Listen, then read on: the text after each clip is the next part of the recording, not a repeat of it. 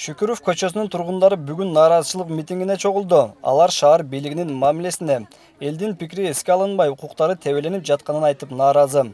3 жыл жанагындай ковид болду. Анан кийин кризис.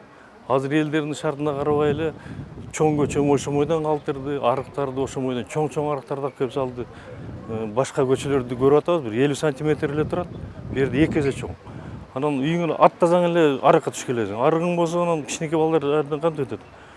Элди кыйнап атат да, туура алар мамлекеттин жери экен. Бирок эми ортодо алар да күнөөлүү, биз да. Эми ортодон сүйлөшкө келиш керек. Эгерде биз эле күнөөлүү эмес, алар да уруксат берген, ушунчалык жашай бергиле, кура бергиле деп.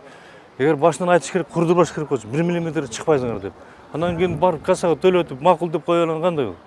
Бул такыр туура болду. Алар деле аппак эмес, биз деле аппак. Экөө эки жактан туура эмес иш кылып атат.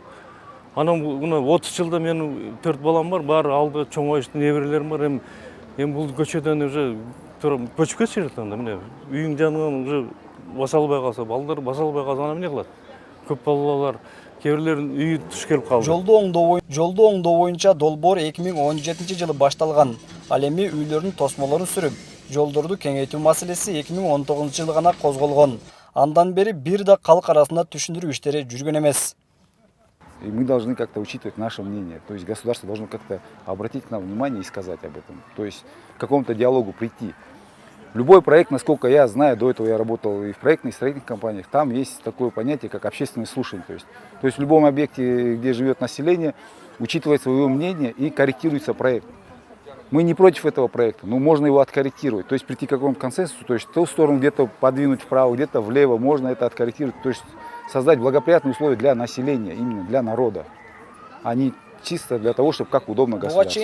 Буга чейин жергиликтүү тургундар маселени чечүү үчүн шаар мэрине, президентке чейин кайрылуу жолдогон. Мамлекет башчысы Садыр Жапаров элдин нааразы кылбай, диалогко келип, маселени тынч жол менен чечүүнү тапшырган. Бирок шаар бийлиги ага да көз жумуп, эл үнүн угулбай жатат. Муниципальная инспекция по контролю за благоустройством и землепользованием мэрии города Бишкек очень быстро за 2 дня разнесли нам уведомление о сносе в 5-дневный срок. Где они раньше были все эти годы, когда население вложили собственные средства в свои постройки? Наш вложенный труд и наши средства никто не считает. Когда УХС ведут себя как короли дороги и не слышат абсолютно людей.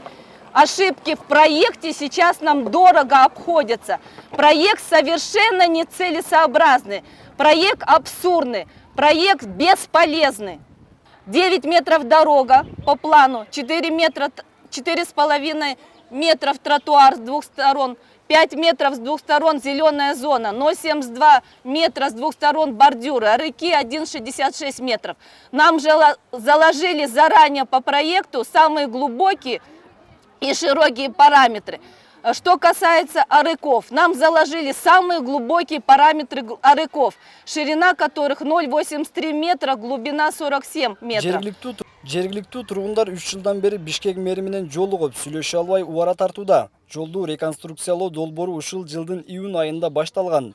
1 чакырымдан ашыгыраак жол Кытай грантынын эсебинен 54 миллион сомго жасалууда.